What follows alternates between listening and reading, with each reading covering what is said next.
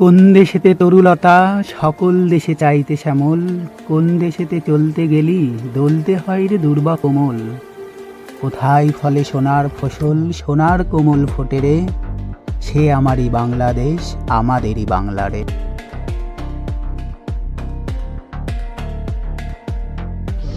Good morning. Alamdanga আমাদের যাত্রা শেষ। এখন সময় বাজে 6:50। আমরা যাচ্ছি এখন আলমডাঙ্গা স্টেশনে। স্টেশন থেকে ট্রেন ধরে আমরা যাব এখন খানখানাপুর, রাজবাড়ির কাছেই যেটা। আমরা ছিলাম আলমডাঙ্গা বাজারের ভেতরে, তো সেখান থেকে এই ভাইয়ার ভ্যান ভাড়া করে আমরা এখন যাচ্ছি আলমডাঙ্গা স্টেশন। এখান থেকে স্টেশনের দূরত্ব 2 থেকে 2.5 কিলোমিটার মতো হবে। দুজন মিলে 2-2.5 কিলোমিটারের পথ, ভাড়া মাত্র 10 টাকা। এইখান থেকেই আমরা ভ্যানে করে নামলাম, নেমে আলমডাঙ্গা স্টেশন পৌঁছালাম। আলমডাঙ্গা বাংলাদেশের মধ্যে সবচেয়ে উচ্চতম ও দ্বিতল ভবন বিশিষ্ট Alamdanga railway station. Alamdanga railway স্টেশনটি মূলত তৎকালীন নীলকর ইংরেজদের একটি কুঠি ছিল।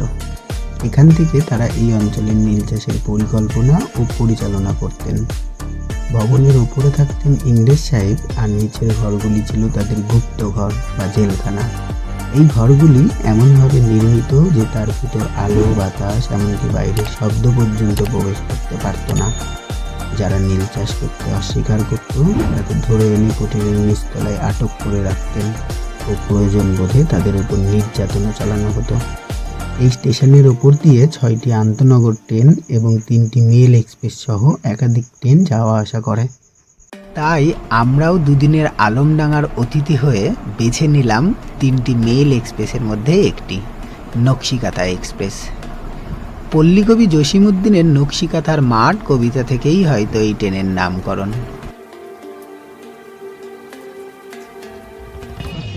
একটা টিকিট কাউন্টার আছে। ট্রেনের টাইম হচ্ছে 6:30। ট্রেন নাকি 8:30তেও ঢুকতে পারে। ইনি হচ্ছে টিকিট মাস্টার। এই হচ্ছে টিকিট সেলিং পদ্ধতি। ইনি মিনিট 5 হলো এসেছে, ওনার কাছ থেকেই জানতে পারলাম ট্রেন চুয়াডাঙ্গা রয়েছে। আমাদের যেই ট্রেনটা আমরা ধরবো সেটার নাম হচ্ছে নকশিকাথা এক্সপ্রেস। টিকিটের মূল্য নিল 35 টাকা করে। অবশেষে নকশিকাথা এক্সপ্রেস ঢুকলো। জানি না এক্সপ্রেস কিনা। 6:30টায় টাইম ছিল, এখন বাজে 7:50। বেশ খানিকক্ষণ লেট ট্রেনটা। ট্রেনের ভেতরে স্পেস নেই, কিন্তু লোকে ওঠার চাহিদা প্রচুর। বর্তমানে আলমডাঙ্গাবাসীর প্রতিদিনের যাতায়াত মাধ্যম এইভাবেই ট্রেন ব্যবস্থাকেই বেছে নেয় তারা। ট্রেনের মধ্যে প্রচুর ভিড় ও আমার নিজের ভিডিওর লোভে আমরা দুজনেই পাড়ি দিলাম নতুন এক অভিজ্ঞতা নিয়ে, ট্রেনের ইঞ্জিনে করে।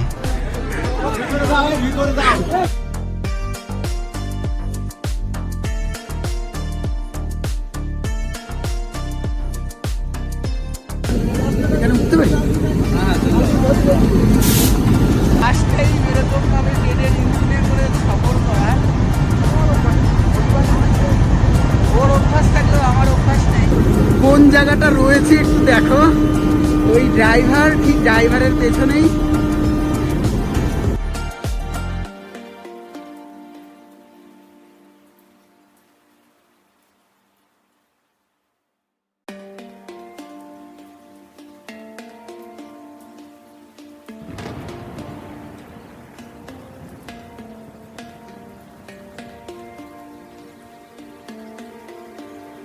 আলমডাঙ্গার থেকে রাজবাড়ি যাওয়ার পথে প্রথম স্টপেজ হচ্ছে হালসা স্টেশন। এই ট্রেনটি খুলনা থেকে গোয়ালান্দ ঘাট পর্যন্ত প্রতিদিনই যাতায়াত করে থাকে। খুলনা থেকে প্রতিদিন ভোর রাত 2টোয় ছেড়ে আসে এবং যশোর, চুয়াডাঙ্গার দর্শনা, আলমডাঙ্গা, কুষ্টিয়ার পোড়াদহ জংশন, রাজবাড়ি, সর্বমোট 44টি স্টেশন হয়ে গোয়ালান্দ ঘাট স্টেশন পৌঁছানোর সময় সকাল 10:45। তবে সড়ক পথের তুলনায় 250 কিলোমিটারের এই পথ ট্রেনের স্বল্প ভাড়ার কারণে সাধারণ মানুষের কাছে প্রধান যাতায়াত মাধ্যম।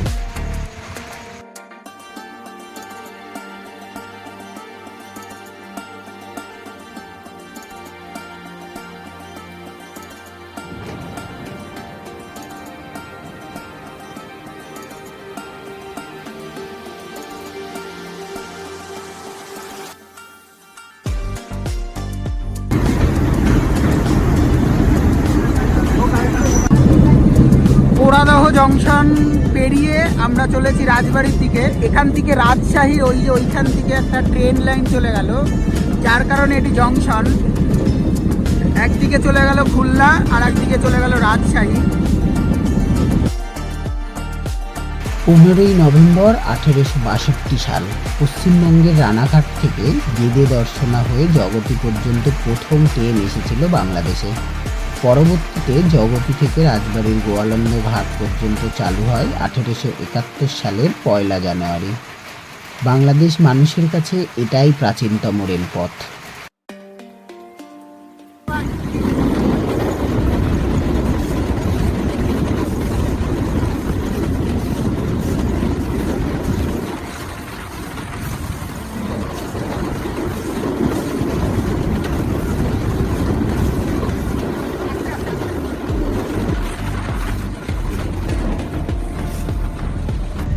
ট্রেন আমাদের এখন কুমারখালী।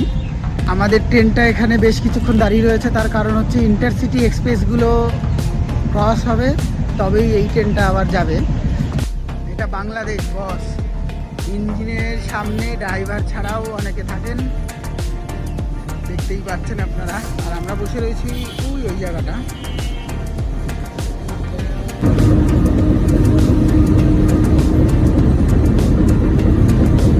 কুমারখালী সরকারি কলেজ।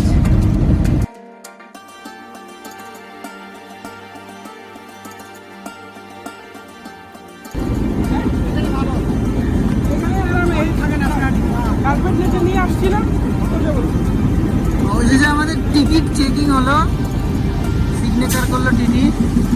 ওই যে ওনার কাছ থেকে পারমিশন নিয়েছিলাম এখানে উঠবো কিনা, তিনি চেকিং করে গেল। আর কিছু কিছু দূরস্থ লোক আছে যারা এখানে ওঠার বিনিময়ে পুলিশের নাম করে 10 টাকা 20 টাকা লোকের কাছ থেকে নেয়।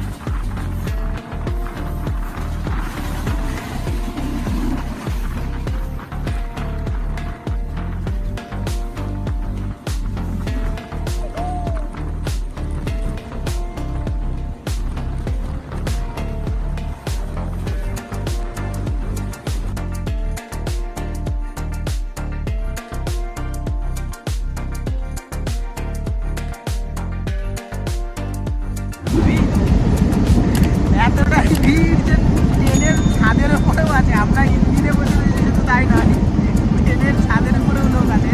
শুধুমাত্র ওই দাদাকেই এখন দেখতে পাচ্ছি, আরও আছে কিনা জানি না। দৈনন্দিন জীবনে সকলেই বেছে নেয় রেলপথকে। আর এখন বর্তমানে অনেক রুটেই ট্রেন চলাচল করে থাকে বাংলাদেশে। তোমাদের সাথে অচেনা এক গল্প শোনাতে শোনাতে আমরাও পৌঁছে গেলাম আমাদের গন্তব্যে রাজবাড়ি।